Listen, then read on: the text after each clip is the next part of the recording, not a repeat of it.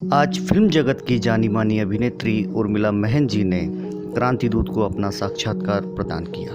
असम में कामरूप जिले के सोनापुर में पैदा हुई उर्मिला महन जी के विषय में आपको यह जानकर हैरत होगी कि उन्होंने न केवल असमी, बंगाली, हिंदी बल्कि तमिल और मलयालम फिल्मों में भी अभिनय की बुलंदियों को स्पर्श किया है। वे पूर्वोत्तर की पहली चर्चित अभिनेत्री हैं। 2012 में उनके तमिल क्राइम थ्रिलर वज हक्कू में उनके अभिनय से प्रभावित होकर एक फिल्म समीक्षक ने प्रशंसा करते हुए लिखा था कि वे किसी लघु कविता जैसी प्रभावशाली प्रतीत होती हैं जो लगातार ऊर्जा के बुलबुले पैदा करती हैं। यह प्रशंसा कोई वैसे ही नहीं कर सकता। उर्मिला जी को उनके 18 वर्षीय कलाकार जीवन में अनेक क्षेत्रीय, राष्ट्रीय और अंतर्राष्ट्रीय पुरस्कार प्राप्त हुए हैं। वे हाल ही में श्री अमिताभ बच्चन व श्री अक्षय कुमार के साथ पैडमैन में भी अभिनय कर चुकी हैं। तो आइए सुनिए उनका बेबाकी से दिया गया इंटरव्यू, जो अनेक नए कलाकारों के लिए मार्गदर्शक सिद्ध हो सकता है। तो सबसे पहले तो आपका आभार कि आपने हमारे क्रांति दूत को इंटरव्यू प्रदान करने की अपनी सहमति दी। अरे थैंक यू, माय प्लेजर। मैंने आपकी बायोग्राफी देखी है। अच्छा, उसके अनुसार आपका जन्म आसाम के सोनापुर में हुआ है। सोनापुर, जी जी जी, लेकिन सबसे पहले चर्चित हुई तमिल क्राइम फिल्म वजह हक्कू की। मजक्कुवेन, यस यस, उससे मैंने डेब्यू की थी। जी, ये कैसे हुआ? और असमी और बंगाली भाषा का साम्य तो समझा जा सकता है, लेकिन तमिल आपने सीखी, ये बड़ी बात है। ये कैसे हुआ? हाँ, एक्चुअली उस टाइम पे मैं एफटीए में पढ़ रही थी। जब मैं मैंने डेब्यू किया वहाँ पे साउथ में। हाँ, तो एफटीआई की फर्स्ट ईयर में थी, जब हम लोगों को गोवा इंटरनेशनल फिल्म फेस्टिवल में भेजा जाता है। तो वहाँ पे डायरेक्टर सर ने मुझे स्पॉट किया था, फिर ऑडिशन के लिए बुलाया। उसके बाद मैं चेन्नई गई ऑडिशन के लिए, और ये हफ्ते 10 दिन हम लोगों का ऑडिशन चला, और रियल लोकेशंस में। ऐसा नहीं कि कुछ लाइंस दे दिया और आप कैमरा के सामने बोल दो, ऐसा नहीं था। हमको बाकायदा कॉस्ट्यूम वगैरह पहना के, और मेरे साथ और काफी को एक्टर्स थे। उस टाइम पे हीरो की भी जांच चल रही थी, ढूंढ रहे थे वो लोग हीरो, न्यू कमर्स को ही लॉन्च करना था उनको। तो काफी सारे लोग आए हुए थे, तो रियल लोकेशन में हमको भेजा जाता था, और जस्ट एक वन लाइनर दिया जाता था कि ये इसके ऊपर आपको इम्प्रोवाइज करना है। तो उस तरीके से ऑडिशन हुआ। फिर ऑडिशन में मैंने वो क्रैक कर लिया ऑडिशन। उसके बाद लुक टेस्ट हुआ नेक्स्ट राउंड में जी, और finally I got the film as a main lead. जी। आपके परिवार में क्या कोई और भी अभिनय के क्षेत्र से जुड़ा है? आखिर जी जी आपने ये क्षेत्र क्यों चुना और कैसे चुना? एक्चुअली अभिनय की प्रति रुचि थी बचपन से ही जी। पहले रुचि हिसाब से ही था। मैं जब 6th स्टैंडर्ड में पढ़ रही थी, 6ठी क्लास में, तो हमारे स्कूल से एक वर्कशॉप के लिए हम सबको भेजा गया था। गर्मियों की छुट्टी थी उस समय। 1 महीने का एक चिल्ड्रंस वर्कशॉप हुआ था, एक्टिंग वर्कशॉप। उसी में फर्स्ट टाइम मैंने नाटक के बारे में मुझे पता चला एट दैट टाइम। तो I got into this field, acting में। तब मैं पहली बार नाटक मैंने पहली बार किया फॉर द फर्स्ट टाइम।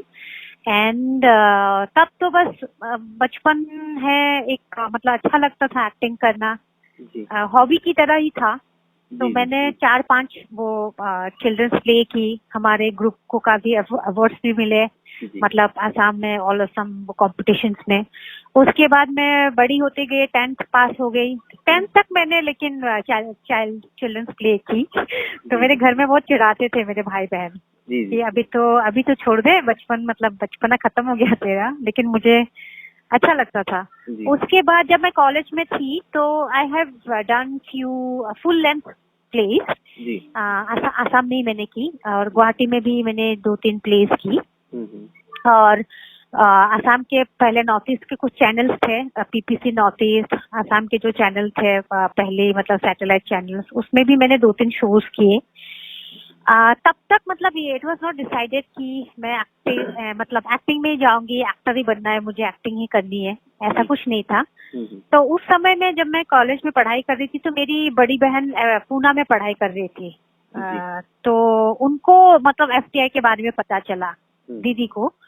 और मेरे जीजू के कुछ फ्रेंड्स है जो एफटीआई में है, तो दीदी ने मुझे एक्चुअली कहा था कि तुम्हें तो एक्टिंग में रुचि है, तुम क्यों नहीं ट्राई करते हो एफटीआई। तो मुझे उतना पता नहीं था एफटीआई क्या होता है।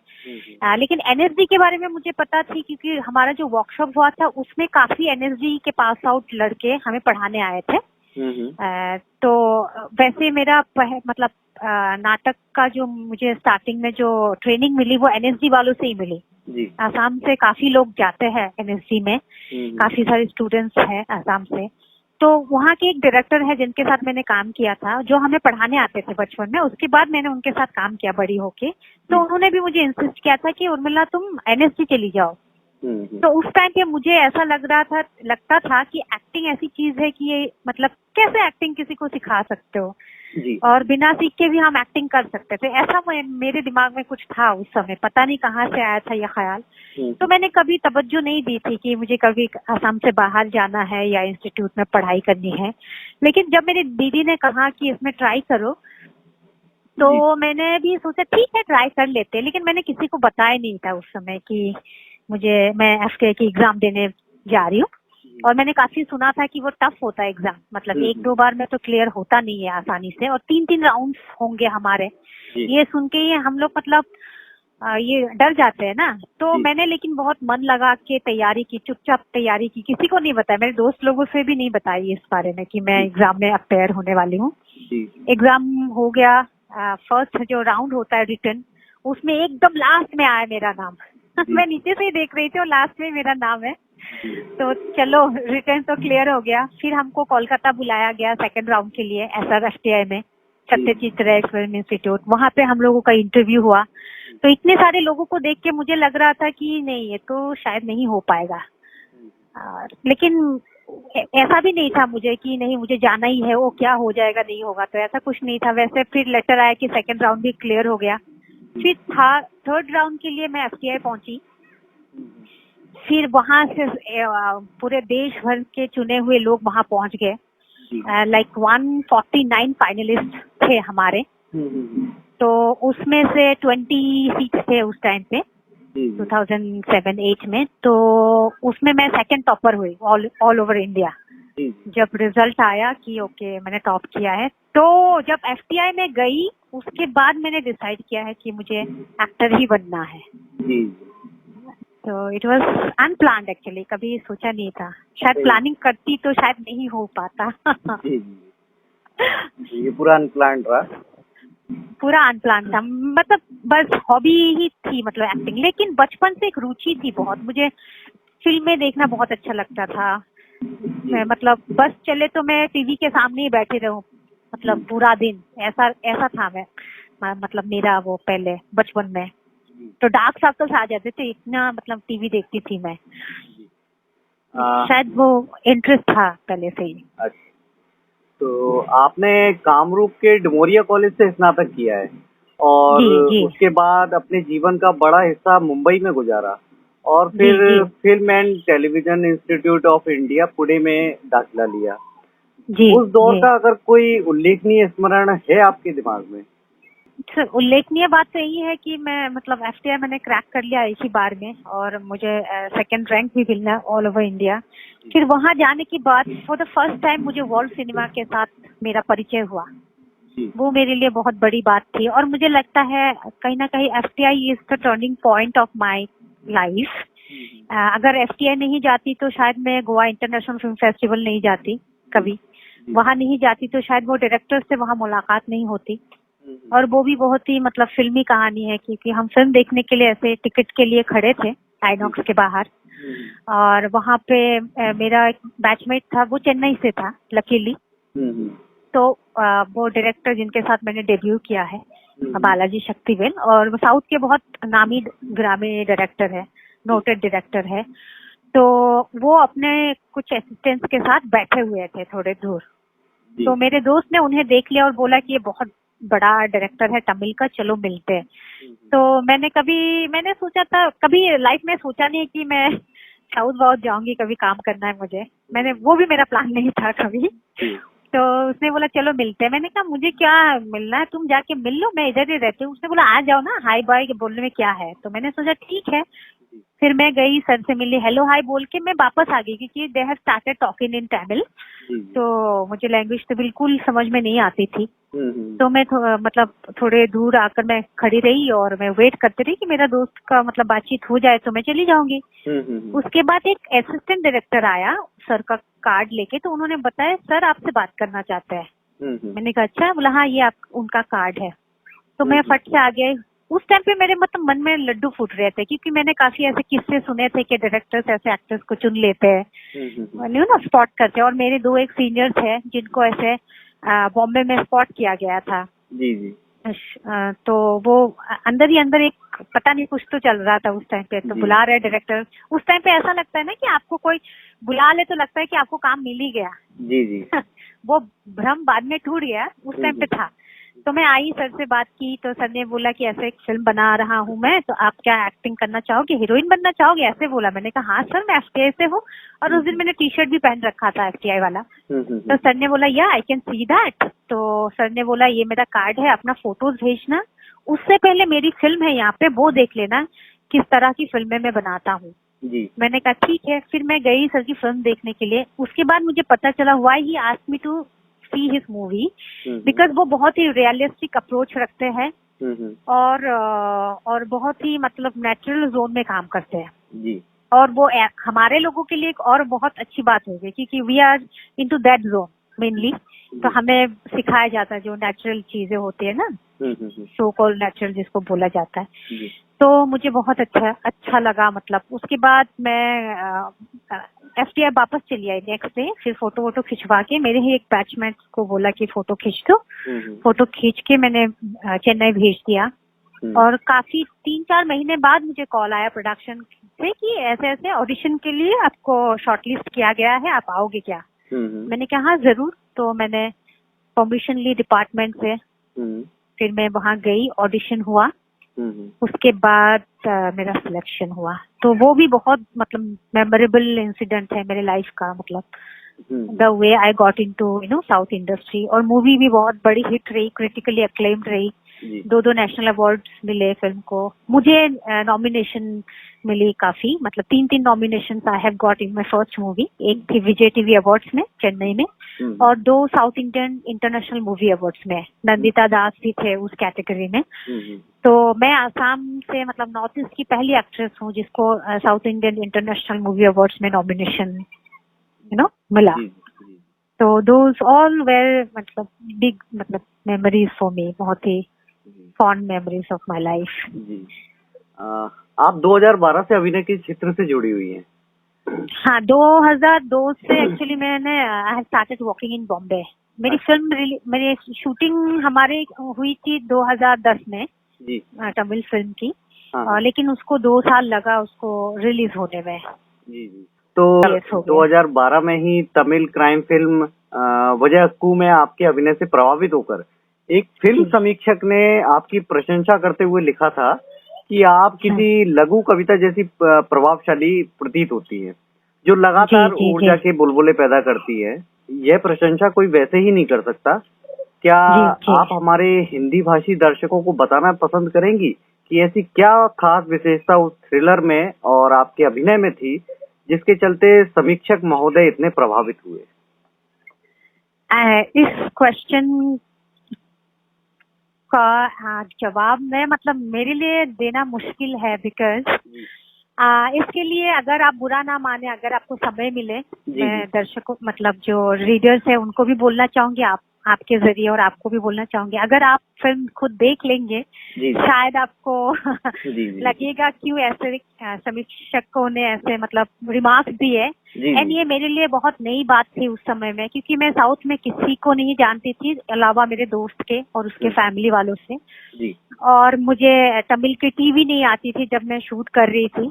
और लिटरली आई वाज लाइक, मैंने बीच में ऐसा भी समय आ गया था कि मुझे लग रहा था कि मैं शायद नहीं कर पाऊंगी, बिकॉज मुझे कुछ नहीं समझ में आ रहा था। और वो जो लैंग्वेज है उसको याद करके बोलना बहुत टफ था मेरे लिए, बिकॉज मैं आसाम से हूँ और हम लोगों का we are very soft spoken, है ना। और साउथ की जो लैंग्वेज है हमारे लिए बहुत टफ है। जो वर्ड्स है उनके मतलब जबान पे मतलब नहीं आते हमारे आसानी से, तो उनको हमें पढ़ के याद करके फिर बोलना। और ऐसे परिस्थिति में जब मुझे लैंग्वेज नहीं आती है, मुझे खुद को ही नहीं पता है एक्चुअली मैं क्या बोल रही हूँ आगे वाले को, और आगे वाला जवाब में क्या बोल रहे हैं वो भी मुझे नहीं पता, but I have to act, I have to give the expressions. तो मेरे लिए बहुत ही चैलेंजिंग रहा। और इसके लिए मैं धन्यवाद देना चाहूंगी मेरे डायरेक्टर को। He is very very very sensitive and sensible director. उनके दिमाग में वो था कि लड़की को नहीं पता लैंग्वेज, और आपको हैरानी की बात बताती हूँ, हम लोगों को स्क्रिप्ट भी नहीं दी गई थी फिल्म के लिए। और जब जो सीन होगा उसके एक दिन पहले हमें सीन्स मिलते थे, मुझे मिलता था क्योंकि मुझे याद करना है उसे लिख के। और किसी को, और हमें कुछ नहीं पता था क्लाइमेक्स क्या है, कौन कैरेक्टर किसके लिए कहाँ पे जा रहे, कैसा रिलेशनशिप है, कुछ नहीं पता था।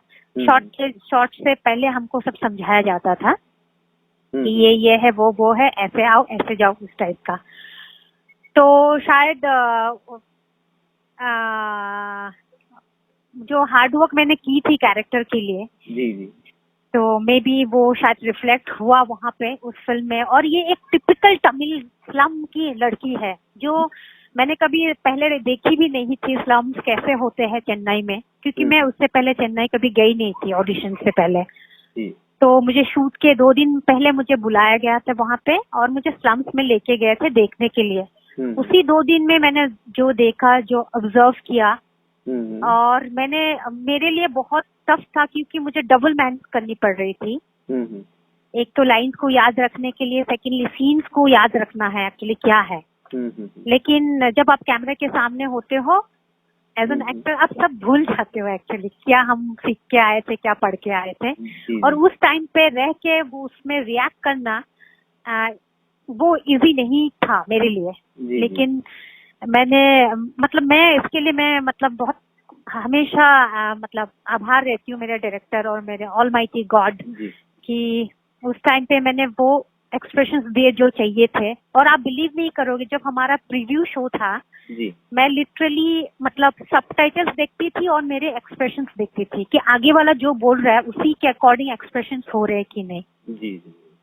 तो आप समझ सकते हैं कितना टफ था मेरे लिए। और मुझे बहुत अच्छी लगी कि क्रिटिक्स को इतना अच्छा लगा। और कौन कौन क्रिटिक है मैंने कभी उनको देखा भी नहीं, कभी मिली भी नहीं। और हिंदू जैसे पेपर ने, टाइम्स ऑफ इंडिया जैसे पेपर ने, आई एम नोबडी राइट, मैं एक न्यू कमर थी, मेरे लिए इतनी बड़ी बड़ी बातें उन लोगों ने कही है। तो ये एक अवार्ड से ज्यादा कुछ नहीं है, वो भी मेरी पहली फिल्म है।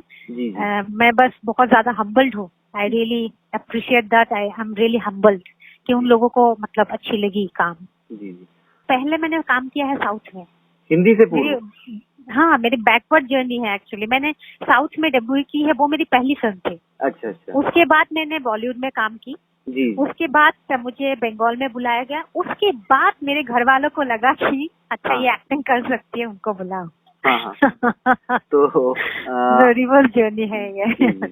तो आपका ऐसा संस्मरण है जो आप कभी नहीं भूल सकती, और हिंदी के बॉलीवुड और अन्य भाषाई सिनेमा के साथ काम करते समय आप सहज इजी कहाँ रही और थोड़ी कठिनाई कहाँ अनुभव हुई? पहली फिल्म में कठिनाई मुझे लगी वरकियन में, तमिल में। लेकिन वो फिल्म खत्म करने के बाद मुझे ये कॉन्फिडेंस आ गया एज एन एक्टर, अभी मैं किसी भी भाषा में काम कर सकती हूँ। वो कॉन्फिडेंस मुझे मिल गया था पहली फिल्म में। तो जब तमिल फिल्म खत्म हो गई, then I came back to Mumbai. जो मेरी पहली हिंदी मूवी थी परेशानपुर, उसमें मैं एज अ लीड डेब्यू करने वाली थी। लेकिन प्रोड्यूसर डायरेक्टर्स के बीच में कुछ प्रॉब्लम चल रही थी फिल्म के क्लाइमेक्स को लेके, तो उस वजह से फिल्म अभी तक रिलीज नहीं हुई है। तो मेरी पहली फिल्म बनी माझी द माउंटेन मैन। अच्छा। वो केतन मेहता सर जो हमारे सुपर सीनियर भी रहे हैं और इंडियन सिनेमा के बहुत ही रिस्पेक्टेड डायरेक्टर है। जी जी। मांझी द माउंटेन मैन में मुझे काम मतलब ऑडिशन मैंने दिया। फिर मैंने ऑडिशन दिया था लीड के लिए, लेकिन बाय द टाइम मैं ऑडिशन पे जाती हूँ उनको उस टाइम पर नई लड़की चाहिए थी, लेकिन मैं थोड़ा लेट हो गई। फिर लीड कास्ट तो राधिका आप्टे फाइनल हो गई थी टिल दैट टाइम। मेरी किस्मत खराब थी शायद। तो मैं बाद में पहुंची, फिर मुझे सेकंड लीड के लिए मतलब लॉकी के कैरेक्टर के लिए मुझे कास्ट किया गया, लेकिन मैंने ऑडिशन उसी कैरेक्टर के लिए दिया था, राधिका वाले कैरेक्टर में। जी जी। तो इसमें आपने बहुत से पुरस्कार भी जीते हैं, सर्वश्रेष्ठ डेब्यू अभिनेत्री, सर्वश्रेष्ठ सहायक अभिनेत्री, सर्वश्रेष्ठ महिला अभिनेत्री, सर्वश्रेष्ठ कलाकार का खिताब भी आपको समय समय पर प्राप्त हुआ है। यहाँ तक कि यूथ आइकॉन भी माना गया। हाँ। इनमें सबसे रुचिकर और आनंददायक अवसर आपको कौन सा लगा और क्यों? देखिए, जब एक कलाकार को उनके कला के लिए मतलब कुछ भी मतलब रिकॉग्नाइजेशन मिलती है, वो तो हमेशा बहुत ही अच्छा लगता है। मतलब that is the best moment for us.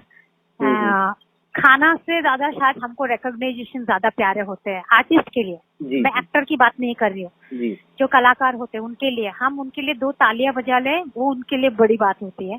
तो जब मुझे पहली फिल्म में पहली बार मुझे नॉमिनेशन मिले थे, that was the best moment for me. जब विजय टीवी अवार्ड से मुझे फोन आया था कि आपको नॉमिनेट किया गया है बेस्ट डेब्यूटेंट एक्ट्रेस के लिए, तो वो बहुत ही ज्यादा मेरे लिए मतलब यादगार मोमेंट रही।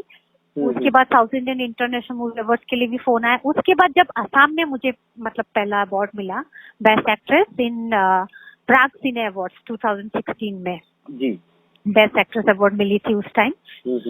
तो वो मेरे लिए बहुत ही यादगार था, क्योंकि आप दुनिया में कहीं में भी कुछ कर लो, जब तक आपके घर वाले आपको रिकॉग्नाइज ना करें कि हमारे घर की बेटी है, तब तक वो जर्नी अधूरा रहता है, शायद मुझे ऐसा लगता है। तो जब मुझे असम में, क्योंकि असम में मैं बचपन से काम कर रही थी, जाके इतने सालों बाद आई गॉट दैट रिकॉग्नाइजेशन की ओके उर्मिला महंता करके एक एक्ट्रेस है। वो भी मेरे लिए बहुत ही ज्यादा मतलब महत्वपूर्ण क्षण थे। अच्छा, मेरे एक मित्र ने मुझे बताया है कि आप जितनी अच्छी अभिनेत्री हैं उससे कहीं अधिक आप एक अच्छी इंसान हैं। लेकिन शायद हमारे दर्शकों और पाठकों को यह जानकर अच्छा लगेगा कि आपकी नजर में आपके साथ काम करने वाले कलाकारों में से किसने आपको सबसे ज्यादा प्रभावित किया और क्यों? काफी मतलब जब भी मैं मतलब किसी नए एक्टर कलाकार से मिलती हूँ, उनके साथ काम करते हो, कहीं ना कहीं मतलब ऐसे कहीं लोग मिल जाते जो आपको इंस्पायर करते हैं, व्यवहार से हो, उनके एक्टिंग स्किल से हो। तो मतलब किसी एक जन का नाम लेना मेरे लिए मुश्किल हो जाएगा, लाइक यू नो जैसे कि अमित जी के साथ मैंने काम की थी, जो अमित जी ने मेरा रेफरेंस दिया आपको, तो अमित भार्गव जी तो बहुत ही मतलब you know matured and humbled, मतलब बहुत ही अच्छे अभिनेता है और अच्छे एक्टर भी, मतलब पर्सन भी है। तो उनसे मिलके मुझे बहुत अच्छा लगा, काम करके अच्छा लगा, बहुत कंफर्ट फील कराते हैं वो को एक्टर को। उसके बाद जब मैंने मांझी द माउंटेन मैन की थी, नवाजुद्दीन के साथ ही मेरा पहला सीन था। तो और मुझे पता नहीं था कि वो सिंग साउंड में होने वाली है, और मांझी के जो लैंग्वेज थी, लहजा वहाँ के थे, मतलब गया के बॉम्ब पिलाट लग रहे हो, उस टाइप के वर्ड्स जो मैंने पहले सुनी भी नहीं थी। तो सुबह मुझे स्क्रिप्ट मिली तो मेरे रोंगटे खड़े हो गए, हाथ पैर कांपने लगे, क्योंकि मुझे पता नहीं है ये सिंग साउंड है और ऐसी लैंग्वेज बोलनी है। ऑडिशन तो हमने हिंदी में दी थी। तो फिर और पहला सीन पता चला कि नवाज है और उनके काफी सारे दोस्त वगैरह है उनके साथ है। तो लेकिन कभी ऐसा फील नहीं हुआ कि सामने नवाजुद्दीन बैठे हुए हैं, उनके साथ डायलॉग हमारे एक्सचेंज हो रहे हैं। तो वो बहुत ही सहज रहते हैं। उसके बाद उनसे बातें भी हुई, गैंग्स ऑफ वासेपुर उस टाइम पे बहुत मतलब इसमें थे ना, उसकी वजह से वो काफी फेमस हो गए थे उस टाइम। तो उनसे बातचीत हुई, और एक बात से मैं बहुत प्रभावित हुई, जब मांझी द माउंटेन मैन का वो पत्थर तोड़ने का, पहाड़ तोड़ने का सीन चल रहा था, उस समय नवाज को लेग इंजरी हुई थी।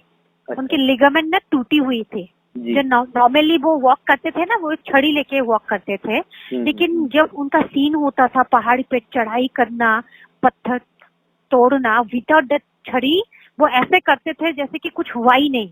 द मोमेंट कट बोलते थे वो करा उठते थे, मतलब पेन में, और एक जन जाके मतलब दौड़ के जाके उनको वो छड़ी पकड़ा देते थे। तो वो मेरे लिए बहुत ही मतलब इंस्पायरिंग मोमेंट था कि मतलब ये होते हैं एक्टर।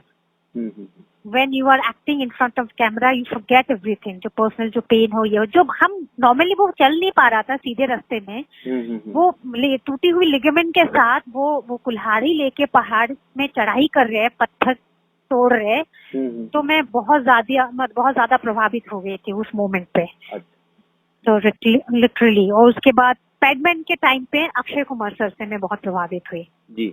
मतलब he is a huge star जी, और इतने पंक्चुअल है टाइम के लिए, काम के लिए, और मतलब और बहुत ही ज्यादा डाउन टू अर्थ है। तो बहुत बहुत अच्छा लगा उनके साथ काम करके। कभी फील नहीं हुआ कि इतने बड़े स्टार के साथ हम काम कर रहे हैं। इवन सोनम कपूर भी मुझे बहुत अच्छे लगे। वी आर टॉकिंग मतलब ऑन सेट, वो हमारे आसाम के बारे में पूछ रही थी, काफी सारी बातें हो रही थी। मतलब जो एक इमेज बना के रखते हैं ना कभी कभी मीडिया से भी, कभी ऐसे कुछ इमेजेस हो जाते हैं कि ब्लंट है, लेकिन मुझे लगा वो बहुत ज्यादा ट्रांसपेरेंट है, जो है मन में वो बोल देती है जी जी। तो वो चीज मुझे बहुत अच्छी लगी उनकी जी। मैं आपका अगला प्रोजेक्ट कौन सा है और किस फिल्म में दर्शक आपको देख पाएंगे, और साथ ही आपकी अगली महत्वाकांक्षा क्या है? हाँ, अगली फिल्म जो है, मतलब काफी सारी फिल्में हैं। एक मलयालम फिल्म है जो रिलीज होने वाली है लॉकडाउन के बाद, रसगुल्ला। उसमें मैंने एक माइग्रेटेड कैरेक्टर जो कोलकाता से जाके केरला में वो मतलब लाइफ के काफी स्ट्रगल में फेस करके वो केरला पहुंचती है, उसके बाद वहाँ उसके लाइफ और एक टर्न लेती है। तो वो एक फीमेल ओरिएंटेड मूवी है, वो रिलीज होने वाली है। उसके बाद बॉम्बे में मैंने अभी हाल ही में और एक फिल्म की शूटिंग की थी लॉकडाउन से पहले, पवई जी। उसमें मैं एक आईटी प्रोफेशनल का किरदार निभा रही हूँ। बहुत इंटरेस्टिंग कैरेक्टर है जी जी। तो उसमें शायद देख पाए जल्दी। उसके बाद मेरे आसाम में मेरी 4 फिल्में आ रही है जी, जो अलग अलग जॉनर के हैं, चारों की चारों टोटली ना पोल्स अपार्ट, और मैं बहुत ज्यादा एक्साइटेड हूँ उन सारे मूवीज के लिए जी जी। तो फिलहाल तो 6 मूवीज है जी जी जी। इसके अलावा ये आपकी अगली महत्वाकांक्षा क्या है? मतलब कुछ ऐसी महत्वाकांक्षाएं होंगी जिन्हें आप महत्वाकांक्षा, ये वर्ड हम जब बोलते हैं तभी थोड़ा सा ना नेगेटिव फील आते हैं, जैसे कि महाभारत के बारे में मुझे याद आ जाती है जी। तो मैं ज्यादा प्लानिंग में बिलीव नहीं करती हूँ जी, और मैं बस एज एन एक्टर मैं ऐसे ही दुआ करती हूँ भगवान से कि ऐसे ऐसे किरदार मुझे मिले जो मुझे चैलेंज करे और जिसे मैं मतलब बाखूबी निभा पाऊँ। भगवान मुझे वो शक्ति दे कि मैं उनको मतलब अपना बेस्ट दे सकूं कैरेक्टर्स। और सेकेंडली एक ऐसी घटना हुई मेरे साथ कि मजिद मजिदी जो ईरानियन फिल्म मेकर है जी जी, उनके साथ मैंने काम किया बियॉन्ड द क्लाउड्स में। वो है मतलब बियॉन्ड माय ड्रीम्स एक्चुअली, जिनकी मूवीज मैंने एफटीआई में देखी थी और कभी सपने में भी नहीं सोचा था कि इस महान डायरेक्टर से कभी मुलाकात होगी, मैं कभी देख पाऊंगी उनको। तो उनके साथ मुझे काम करने का मौका मिला जी। तो मुझे लगता है कि भगवान को पता है भगवान को ये पता है कि हमें क्या नहीं पता है कि हमको वो चाहिए, तो वो खुद ही दे देंगे। तो मैं उसमें बिलीव नहीं करती उतना ज्यादा प्लानिंग में, लेकिन ये बिलीव करती हूँ कि अगर मेहनत करते जाना है, जो भी अच्छे काम आ रहे करते जाना है, और जो मैं करना चाहती हूँ वो मतलब आते जाएंगे। मतलब पूरा भगवान पे पूरा विश्वास है आपको?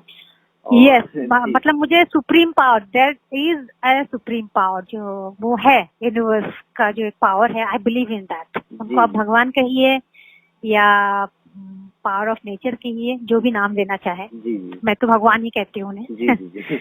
तो उर्मिला जी, आपके उज्जवल भविष्य की हार्दिक शुभकामना व एक बार पुनः धन्यवाद क्रांति दूत को इंटरव्यू देने के लिए आपका ये मेरा सौभाग्य है एक्चुअली, आप लोगों ने मुझे मतलब ये मौका दिया कि आप लोगों के पेपर में आ पाऊँ मैं। जी जी।